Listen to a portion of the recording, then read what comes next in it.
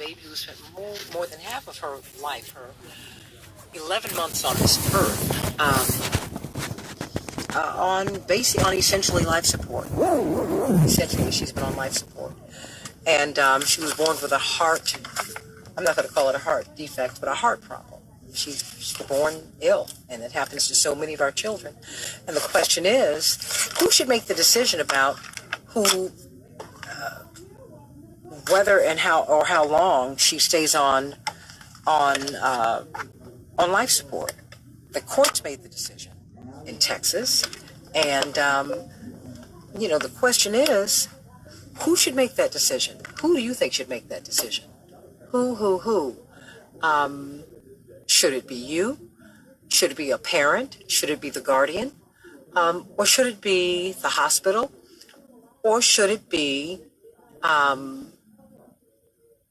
the hospital, or the parent, or should it be the government? Of course, the hospital has been going back and forth with Trinity Tinsley, the mother of this child, because she says, my daughter has the right to live. She has a right to live. And, wow. What do you think about that, everybody? What do you think? Let me know what you are thinking. Let me know what you're thinking about this. She's not there. Oh, she's not? No. So let's, everybody, let's talk about this. Let's talk about this. Okay. Hi, James. Good morning. You want to hang out? You want to come? You want to come out for the after show? Okay, thank you. Hold on. Okay. We got James. Okay. Hey, James. How are you? Well, we're going to bring you up. Let me put you off so everybody can hear you. How you doing, James? I'm not doing all that good, but I got today to work on it, so I'm going to be optimistic about it. Amen to that. What's on your mind today? I have so much on my mind. This thing with this little girl is really heartbreaking. As a father, I could not imagine having to make that decision at all. It would devastate me. But I'm torn because I hope that people understand that if the little girl truly is in pain, we have to think about her standard of living, getting older, the cost is going to, and the burden it's going to be on the mother. I understand I need you to share this with my YouTube page, because on Android I need 1,000 subscribers. They take kids away, really, or they can make decisions for them at a whim. But I think that it's important to realize that something that leads up to a devastating moment, or the decision that could be devastating in a moment, even if it's for a long moment, shouldn't overshadow the devastation of an entire lifetime, however long that lifetime is for that little girl. If she has to live in pain and agony, then, unfortunately, God calls his angels back. Sometimes he calls them back sooner than others. And that's kind of how I feel about this poor little girl. I have to tell you, I hear you. And only God, it's the wisdom of God. We don't talk about the genius of God. We talk about the wisdom of God that really tells us in time. There's an old saying and song in the African American church tradition, we'll understand it better by and by. And it's really, it belongs to all of us. And we do understand things better by and by. But my heart goes out to this mother, and I don't have any children, but I would think that the instinct of a mother would be to fight with all of her might. The instinct of a father, the instinct of any human being is to fight for the people you love with all of your might to keep them alive. And I just wonder, where do you think government fits in all of this, James?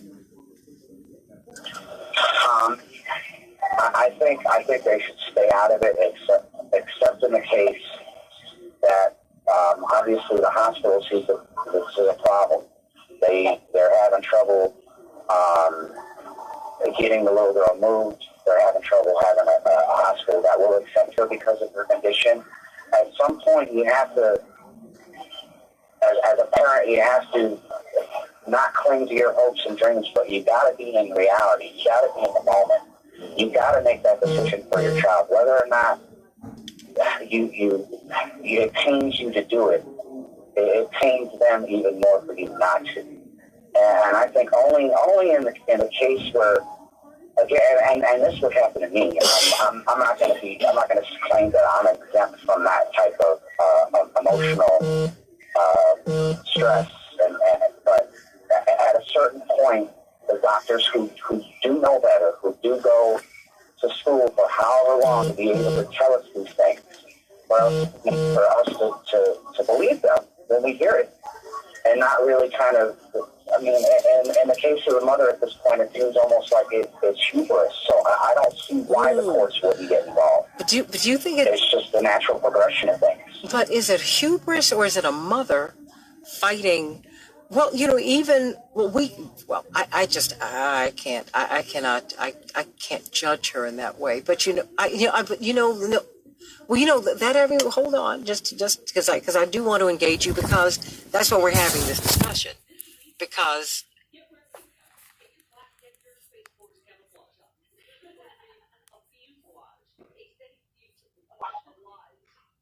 well, there are not.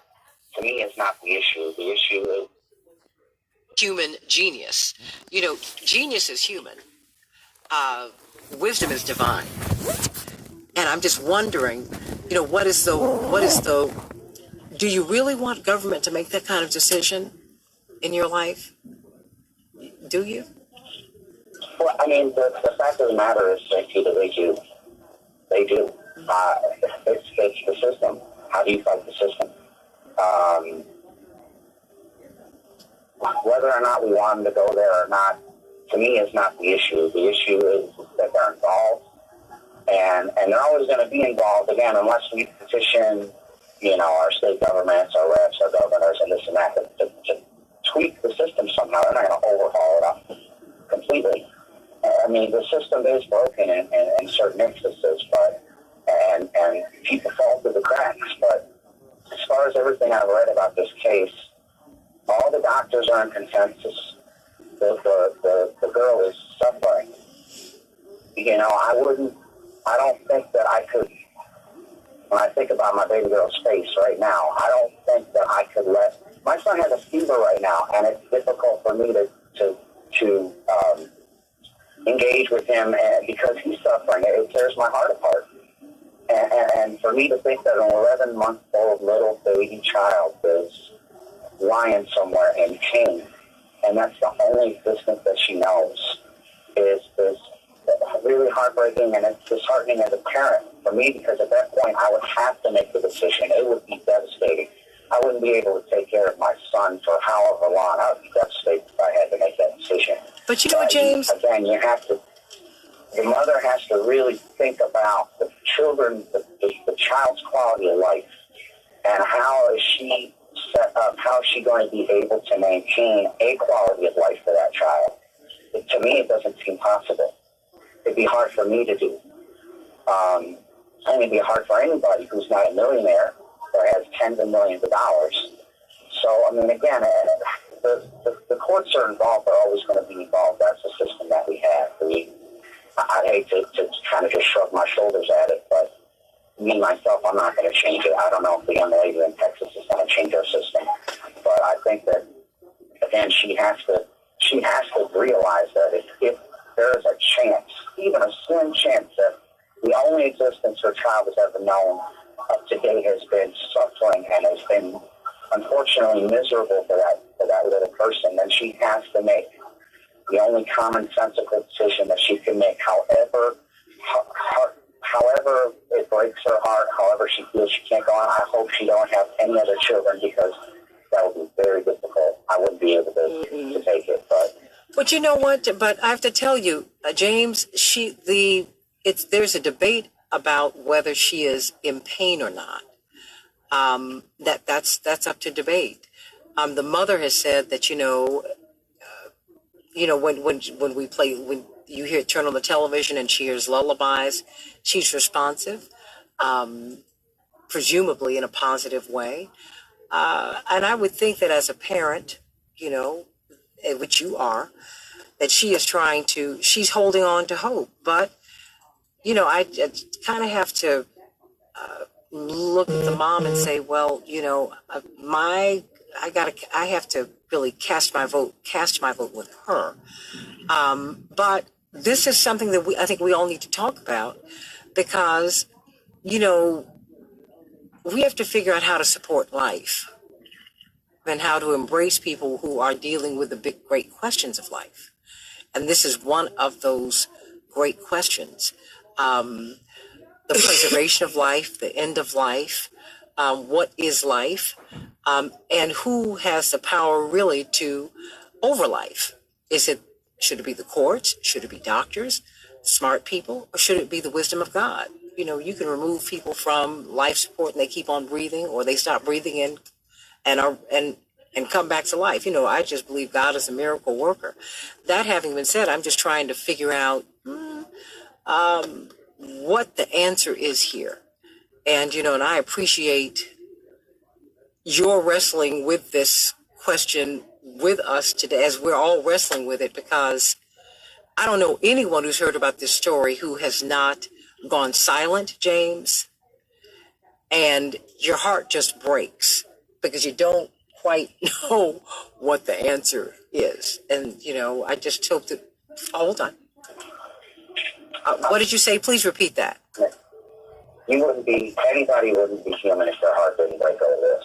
It's agonizing. It's agonizing just to think about. It's stressful just to think about that there's, again, somebody who's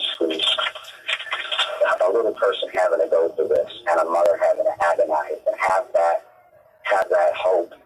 I remember very specifically when the father went down to Florida to be with the Shargo family. And I remember thinking then, what kind of quality of life is this person going to have? I think we need to think about that as well. But I pray for that little girl. I pray for her mother. I pray that they have the wisdom to make the right decision. Well, James, God bless you. And let's just continue to keep the Lewis family lifted up in prayer. I think that's the best that we can do. And that's a whole lot. I've been told down through my life, and the longer I live, the more that I understand that prayer changes things. And I think that you join me in praying for this family and praying for the best outcome. And more than the best outcome is God's plan. I think it's the book of Jeremiah. I think it might be, yes, Jeremiah 29:11, that says that, I know the plans I have for you. And God plans to prosper you and not to harm you, and plans to give you hope and a future. That is the book of Jeremiah. And, wow, my father was right. Those Bible verses would come in handy someday. I guess he was right, James. I think he was. God bless you. I hope that you have a great day. I'm going to do my best to, Santita. That's all that you can really do. I hope that you and Lady B and everyone in the studio there has a blessed day, everybody listening. And we will talk again. James, are you okay?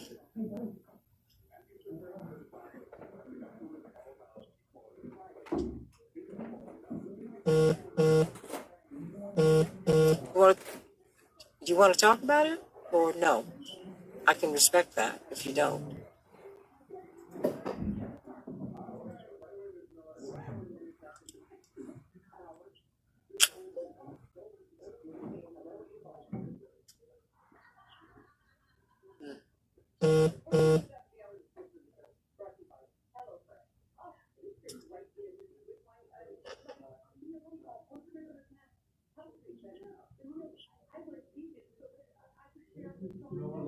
Okay, of course.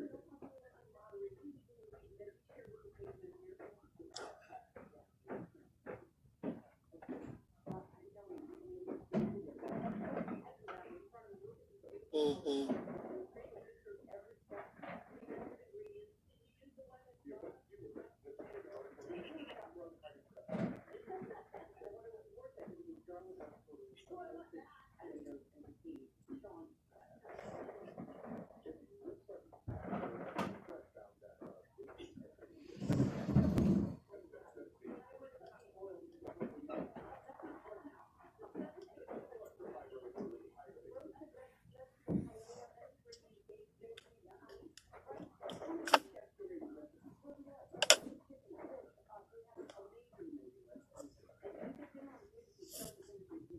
Well, you know what? I'll say this to you. Just take heart. Take heart because it's going to be all right. I see, just for people who did not hear, James' son is unlocked the door and went looking for his mom. He was taking a nap, and everybody can relate to that. Mm-hmm. And DCFS became involved and basically called him an unfit parent, them unfit parents. And I remember I had a brother, Jonathan. I have a brother, thank God, I still have him. My brother, Jonathan, was accident prone when we were kids. I mean, he even walked into a moving car. Hello? And yes, who does that? Yeah, Johnny, I'm calling you out. But if there was going to be a broken bone or something, he would have it. Now, Jesse would do that too. He was very daring, just daring, jumping off of the top of furniture and stuff like that, the fourth or fifth stair. I mean, just daring. That's what I'll call it. Not crazy, but daring. And every time my mother would take my brothers to the hospital or the emergency room after a fashion, they would want to make sure that she was not an abusive parent. And she was insulted by that. She was like, abusive? These are boys. They're jumping. They're breaking bones. They're doing stuff. And it can happen. It can happen to anybody. It can happen to anybody. But I just want you, James, to hold on. Because maybe you can be an example to someone else who's going through this, right? Someone who's, good intentions with your children are being doubted.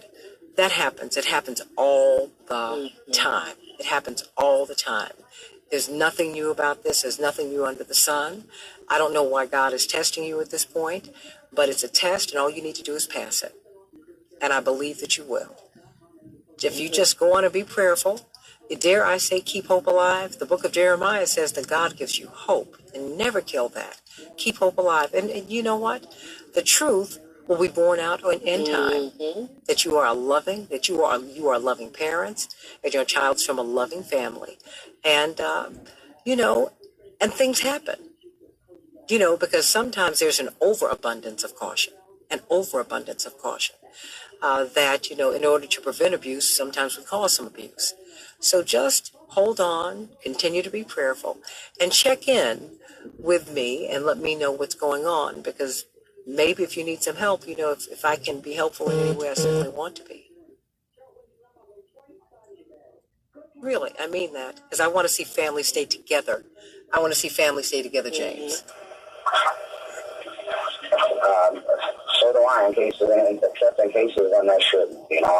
It's disheartening when especially, you're so, the past couple of weeks you hear about these mothers, throwing kids out of windows.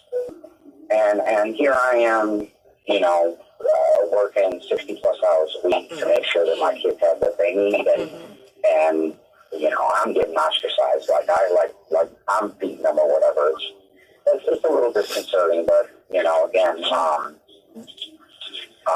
believe that I'm the kind of person that can take this stress, and God is doing what He's testing. He's testing not just me, He's testing my family as well, and I believe that we're gonna hold true to that test. Well, you know what? I'll tell you this. The thing is, you can take the stress, but God teaches us that you don't have to be the one. You're supposed to take your burdens to the Lord and leave them there. It's a hard thing, because we will take our burdens to the Lord and we'll place them down, and then we pick them up as we're walking away. You're not alone. You're not alone.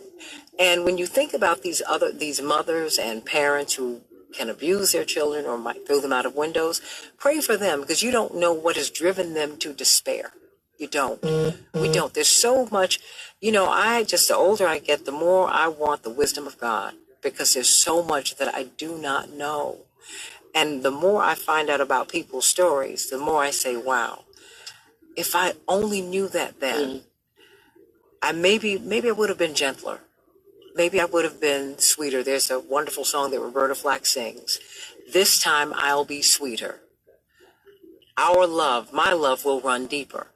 And it's a love song, but I think you could apply it, to the platonic and just the familial aspects of our lives. Because the fact is, we need to love deeper. We need to be sweeter. And the more we know about people and their circumstances, the more compassion we ought to have anyway.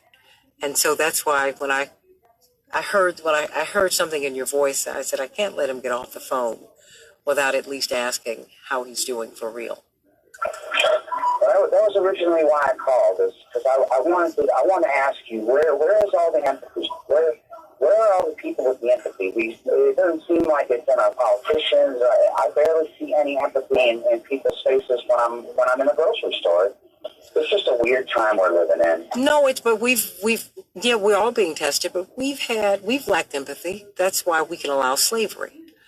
We've lacked empathy. That's why we can allow and really kind of dismiss bombs being dropped on other people, wars being waged on other people. We lack empathy.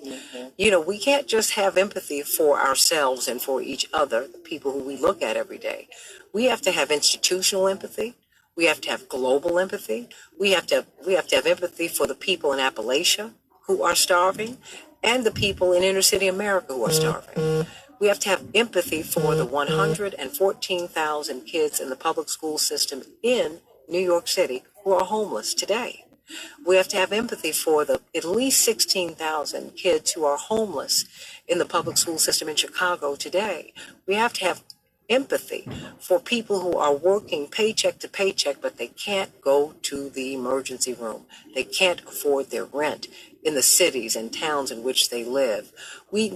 I think there are a lot of ways. I think that we have to look at empathy globally. That is to say, it can't just be about us and our little situation. Empathy is something that we have to understand that we as a human family have lacked since the very beginning. I think that's why God said, do unto others as you would have them do unto you, because we do lack empathy. We do. It's when you step in the other's shoes and make them your brother or your sister, things change. What people are going through until you put their shoes on and you walk a mile in them. You don't, and that's where empathy comes from. Also, is a lack of understanding of, it's a selfishness and a lack of understanding of the plight of your fellow man, and not even understanding that plight is the same as your own. And that's why I want you to hold on today, because it's going to get better. It's going to be okay. But just be prayerful, and be prayerful, because God is with you. And more than that, you be with God. You find out where, just get on your knees, since we're not our ideas. We're God's idea. Okay? So why don't you today just stop after you get off the phone with me, get on your knees, humble yourself and pray, and just ask God, what do you want me to do? How do you want me to think? What do you want me to be? How do you want me to see these situations? Do that. Okay? Just try that. And know that you are in my prayers, and I know it's going to be okay. Because it always, eventually it gets better. It just does. It really does. It does. Okay? And hug the people you love today. Knowing, believing, be faithful, and know that it's going to be all right. And it's always darkest before the dawn. Always. Okay? I hope it helped you.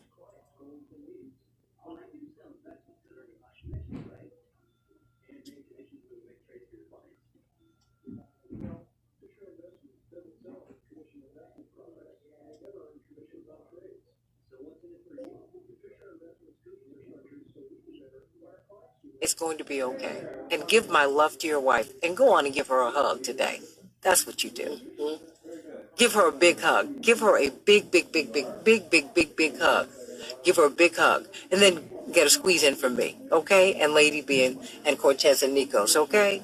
Because everybody's sitting here looking like, is he going to be okay? You better be okay. If you're not okay, I'm going to come to, to River Grove. I'm going to get you.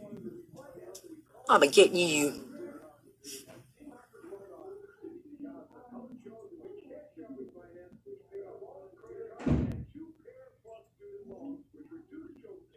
No, honey, first of all, wait a minute. James, we're all nuts. And we're all going to flunk that mental health test. So let that go. Just first, what you can do with them is let them know, I am crazy. And give them that crazy look. I wish you could look at me right now. I gave you the black woman. I'm crazy. Crazy look. Just, there you go. And just, okay, then learn from your wife and just say, wait a minute. I'm crazy. So you can just throw this test out. I've always said you gotta go crazy to stay sane in this world. Okay, but now don't go nuts. Just be counterculture. Just be counterculture like Dr. King was. Okay. So I'm gonna let you go, but I'm not letting you go. I'm holding you in prayer, and I want you to know I love you, and I want you to call me tomorrow and check in. Even if you're not on the air, I want you to check in and let me know what's going on with you. Hug your wife today. Hug your children today. Hug them. Love you. Thank you. Love you, sweetie. God bless you.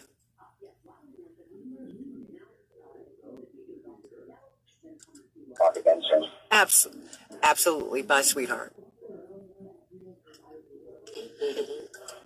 Everybody, you never know what somebody's going through. You never know what somebody's going through. You never know what somebody's growing through. That's what we've been talking about today, right? We don't know. And that's why we need to really approach people with understanding and understand that we're all in formation. We're all growing. We're all becoming. At least we ought to be. So, pray for James today and pray for everybody, pray for the world. Pray for the world. Just pray for people because you don't know what people are going through. But you just pray that whatever you're going through, just pray that you're growing through it. How about that? Just do that because that's really the point. Every trial comes to make you strong. Pastor Darius Brooks, one of the great legends in modern gospel music, who is here. He has Grace Central Church out in Westchester. He has a wonderful song, Your Will. Your will. Just go on YouTube and look at it after you get off the Santita Jackson Show channel. Your will is what's best for me. I think it starts off like this. I wish that I could tell you just what I want, God, and you give it to me just like that. But the truth of the matter is what I want just might hurt me, and you won't let me go out like that. You know my end before my beginning. 1,000 million blessings, down to the penny. So I cry until you tell me, let it go, let it be. Oh Lord, your will is what's best for me. And your way is what's best for me. One of the challenges that we have as human beings is that our thoughts are not like God's thoughts. But the older and really the more wise we become, the more we try to think like God. Try to think with the mind of God. And know that God doesn't want us to drop bombs on people. Know that. Know that God wants us to be kind to people. Know that God wants us to build and not destroy. So, think about that today, everybody. I love you. And hey, Medi Rodriguez, you've always felt God's presence. I always knew that Jesus carried me when I needed it. Girl, I understand that. When I look at those footsteps in the sand, I know they're not mine. I know that they belong to God. I know that God has carried me and my family through. And she woke up as we were going to bed. I'm like, all right. Yeah, took her home, she ate, and then she just laid down. I was like, oh. Hey, I like it. She was sorry this morning. How much? I like it. Joy. I think I'm gonna get Peach. Hey, I got this is my son Kyle.